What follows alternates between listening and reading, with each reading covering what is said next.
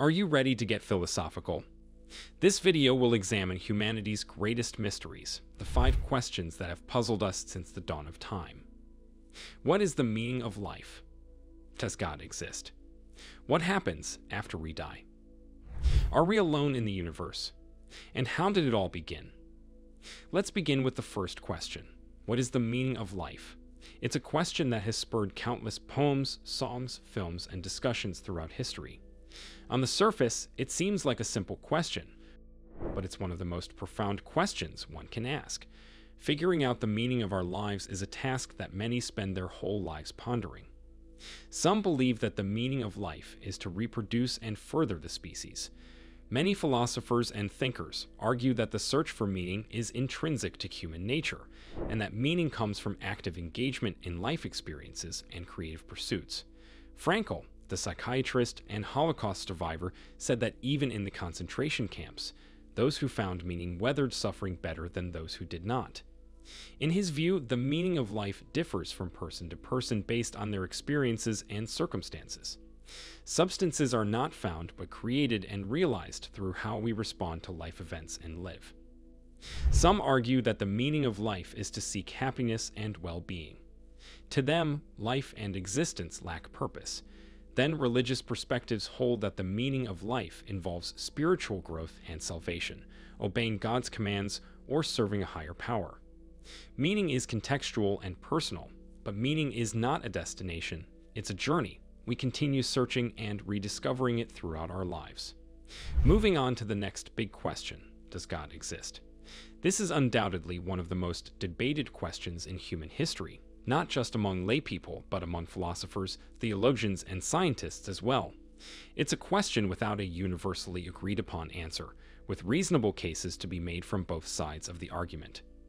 On the side of God's existence, religious and philosophical arguments typically involve the necessity of a prime mover or uncaused cause, as described by Aristotle's metaphysics and natural theology, the apparent fine-tuning of physical constants and qualities of the universe for life as evidence of design or intent, the desire among many for there to be purpose or meaning beyond human existence, personal or emotional experiences that people interpret as confirming the direct presence or communication from God, moral or spiritual arguments that God as the source of objective morality or a standardized concept of good or evil makes more rational sense.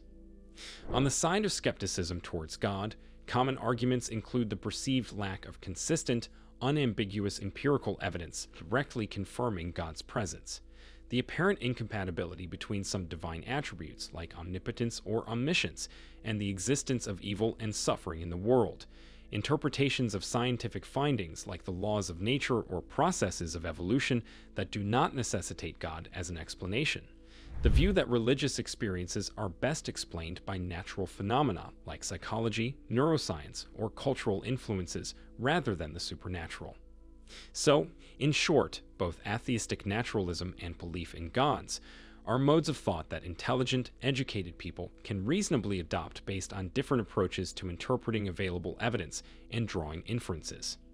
This question continues to be rigorously analyzed and reassessed in light of new scientific discoveries and theological thinking. The third big question deals with what happens after death. Do we have souls, have an afterlife, or cease to exist? Cultures have different beliefs ranging from reincarnation cycles to eternal heaven or hell to destruction. Philosophers and scientists have also put forth theories. Those arguing for an afterlife or continuation of consciousness after death often reason that a non-physical, immortal soul separates the mind from the brain. They believe near-death experiences provide glimpses of an afterlife. Historically, various religious doctrines supported the notion of souls existing independent of bodies. However, views of souls and afterlives differ significantly across religions and spiritual traditions. Conversely, philosophical materialists argue there are no immaterial souls, only physical bodies and brains. When a human body decomposes, so does the mind and consciousness it houses. As extraordinary as consciousness is, they argue it emerges from everyday physical chemical processes in the brain and nervous system. With no brains or bodies, there can be no subjective experience. Some scientists propose theories of quantum entanglement or computationalism of mind, where personal identity or memory could survive death by existing non-locally or indefinitely as information. However, these remain speculative and controversial hypotheses with no scientific consensus. The preponderance of evidence indicates that biological death leads to irreversible loss of brain functions, preserving identity, memories, and sense of self. While faith traditions or mystical experiences reveal intriguing possibilities, we can only go by scientific and philosophical understanding, which indicates that consciousness depends entirely on living brains and physical bodies. What happens after we die is unknowable until we experience death, assuming it leads to an existence where experiences can be recalled and reported. We consider this one of life's great unknowns, requiring patience and an open yet skeptical mind. The next question is whether humanity is alone in the universe, or if there is extraterrestrial life elsewhere in the cosmos. As our astronomy, astrophysics, and astrobiology knowledge expands, this question becomes more intriguing.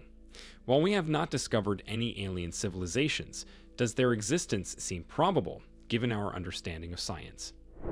On the side arguing that life likely exists elsewhere, consider these points. Astronomers now estimate at least 100 billion galaxies in the observable universe, each with an average of 100 billion stars. Even if a tiny fraction of 1% of stars had a potentially habitable planet, that would still amount to 100 billion planets capable of supporting life in our galaxy alone. Now factor in all the other galaxies. The numbers become staggering.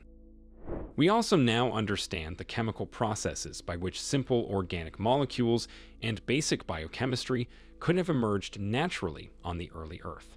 The same laws of nature apply everywhere in the universe, so similar self-organizing processes might have occurred in other worlds given the right environment. Wherever liquid water and various elements existed synchronously, life's genesis is imaginable. Meanwhile, skeptics of alien life argue we have not found any conclusive signs of it so far in our solar system or galaxy, let alone the larger universe. No extraterrestrial artifacts, technologies, or visitations have been unambiguously verified. But this remains to be proven one way or another. Discovering if we are alone in the cosmos is still unknown. It's a fascinating frontier for science to explore more systematically in the coming century. The final central question is one of the origins. How did everything in the universe begin, given our modern scientific understanding of the formation, evolution, and natural laws? This is closely tied to asking what came before the beginning. Was there something or nothing that kicked off the chain of events leading to our current reality? The Big Bang model sums up the prevailing scientific consensus on cosmic origins. Observations showing the universe's expansion imply a dense, extremely hot, and energetic initial singularity about 13.8 billion years ago. From that starting point, all matter and energy we observe are concentrated together and have been inflating and cooling ever since. Thank you for joining us in this fascinating discussion.